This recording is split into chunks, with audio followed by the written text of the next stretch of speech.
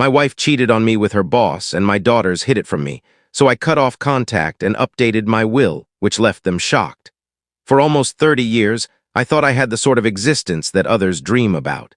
I wed Jane when we were both quite young. She was 20 and I was 22. At that time, we had very little, but we were happy.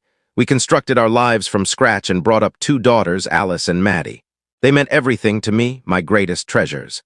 Alice, the older one, is 26 now. She's always been the overachiever, excelling in high school, finishing top of her class in university, and she's planning to wed her long-term boyfriend this autumn. Maddie, the younger sibling, is 24.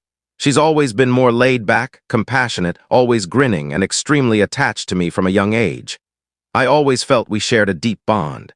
Jane and I appeared to have a stable partnership, or at least that's what I believed. Of course, we faced challenges, financial struggles when the kids were little, minor arguments, medical issues, but we overcame them all. I assumed we were partners. I genuinely thought we'd age together, becoming that old pair laughing on the veranda about our past. I adored her completely. It all fell apart only last week. It was a regular workday. Jane mentioned she was going out for supper with Alice and Maddie. This wasn't unusual.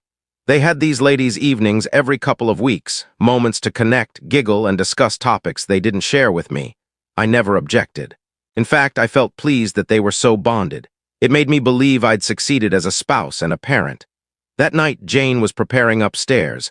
I was below, sipping coffee and browsing news on my device. I recall it so clearly. Her phone vibrated on the tabletop, completely ordinary. She receives texts from the girls all the time, particularly when arranging outings.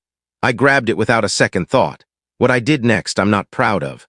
I had no cause for doubt, but an impulse led me to check the message. It was from an unknown number, looking forward to seeing you this evening.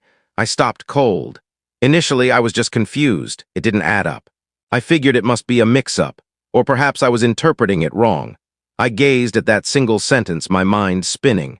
Finally, I accessed the conversation history. What I discovered crushed me. There weren't numerous texts, but they were sufficient. They revealed plenty. The messages came from her supervisor. They had plans for dinner, and it was clearly not professional. The exchanges were playful, tender. There were more from earlier in the week. Isn't he? I long for you. Meeting once weekly isn't enough. Jane had responded. He assigned me. Long for you as well. My gut twisted. My throat constricted. My fingers trembled so much I almost let the phone slip. This was my wife, the person I'd shared my whole adult existence with. The parent of my kids. She was being unfaithful. I didn't know how to respond. Part of me wanted to rush upstairs and face her immediately, but I couldn't. I was stunned. I required time to process what I'd witnessed. I needed confirmation. A short while later, Jane descended. She was fully attired, as lovely as always.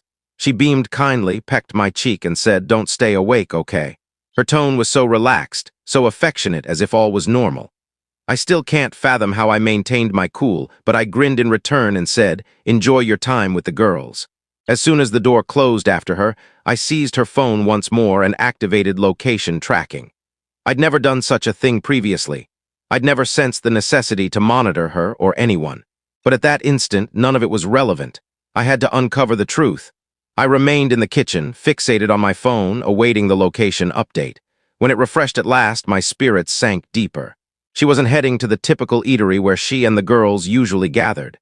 She was going elsewhere, a spot that carried recollections for us, a place we'd frequented as a family. I messaged Alice and Maddie. "What time are you joining Mom for dinner?" Both answered promptly. Alice said 7 p.m., excited to see her. Maddie replied with something alike. They were fabricating. My own daughters were deceiving me. I was astonished. I didn't want to accept it, but inwardly I knew. Jane wasn't the sole one misleading me. The girls were complicit too. I waited a little more, observing Jane's position.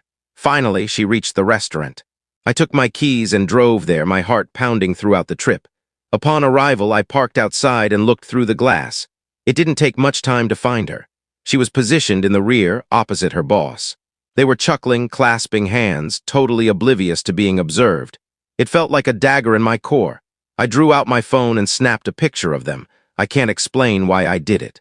Perhaps I needed evidence for my own sake that this was actual, that I wasn't fabricating it. Then I departed. Seated in my vehicle, gazing at that picture of my wife with another individual, a torrent of feelings overwhelmed me. Fury, grief, incredulity. I didn't know how to proceed. I lacked the fortitude to challenge her, not immediately. Instead, I accessed our family chat group and forwarded the image without any context, just a straightforward note. "So happy you're having fun on girls' night." Then I shut down my phone and headed to my brother's home. I couldn't face the consequences yet. I wasn't prepared to handle any of it. That evening, reclining awake on my brother's spare mattress, I stared at the roof, attempting to comprehend how my whole universe had crumbled in just hours. I had always viewed myself as a faithful husband, a dedicated father. But now I wasn't certain anymore. All I thought I understood, my union, my kin, my residence, seemed phony. I didn't return that night. I couldn't force myself to. After dispatching that photo and deactivating my phone, I simply drove without direction for a bit before eventually arriving at my brother's entrance. It was late, but he didn't inquire much when he admitted me. He could sense something was gravely amiss. It must have shown on my expression. I didn't delve into specifics. I just stated I needed lodging. He proposed a beverage, but I refused. I just desired solitude. I passed that entire night reclining on his sofa, eyes open wide, unable to slumber. My thoughts kept revisiting everything. Observing Jane and her boss together, the manner she chuckled, how they inclined closely. Their fingers linked like young lovers. It made me nauseous. How long had this persisted? How had I been so oblivious? And then there were Alice and Maddie. The simplicity with which they deceived, as if it was trivial. I taught them to be truthful, to possess integrity. Yet there they were, concealing their mother's disloyalty. That wounded even more profoundly. The following morning, I eventually reactivated my phone. It instantly hummed with overlooked calls, voice messages, and texts. Jane had phoned me countless times. Alice and Maddie had messaged as well. I couldn't manage reading them all simultaneously, so I glanced through. Jane's texts were precisely what I anticipated. "Please contact me. I can clarify, it's not what it appears. We must discuss." I didn't hear her voice messages. I couldn't endure hearing her speak. I knew it would merely reopen the injury. Maddie's texts were distinct. She dispatched lengthy, emotional messages, one following another. "Dad, I'm terribly sorry. I never should have deceived.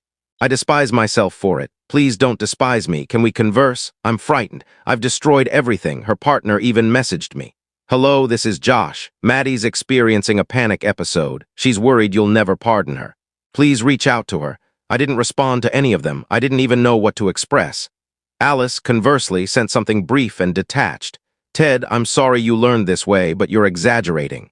Don't discard a solid marriage over one error." Exaggerating? One error? My temper flared. This wasn't a mere lapse. This was a profound treachery, not only from Jane, but from Alice and Maddie also. They all misled me. I began to reflect on how many instances they must have deceived directly to me. All the meals, all the joy, all the family moments, merely a facade. They knew what Jane was doing. They allowed me to think all was well.